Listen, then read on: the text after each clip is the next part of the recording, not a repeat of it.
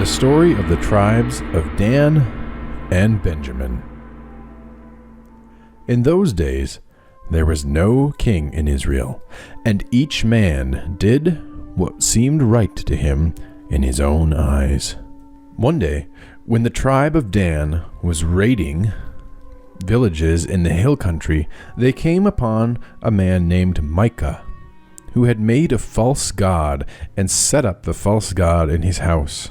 The false god was a statue carved and poured from molten silver. And the men of Dan seized Micah's statue of his false god and brought it back with them and worshipped this false god. In this way, they sinned mightily against God. Not long after this, a Levite was traveling in Israel with his slave woman. He came to a house and stayed there for the night.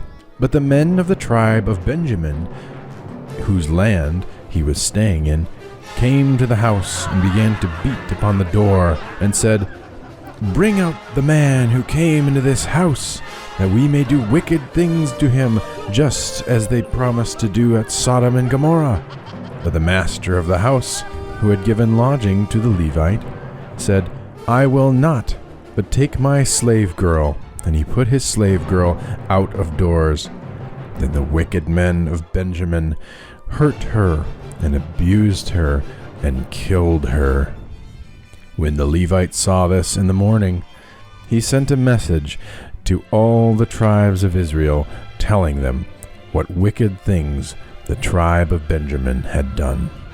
When the other tribes of Israel heard this, they camped against Benjamin and fought them in battle.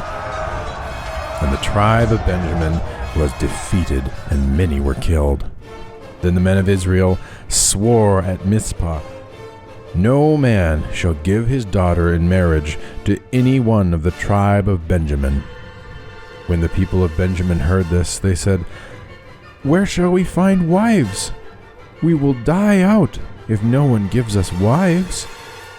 And the people of Israel felt sorry for the tribe of Benjamin, because they saw that many of them did not have wives. And they said, "What shall we do?"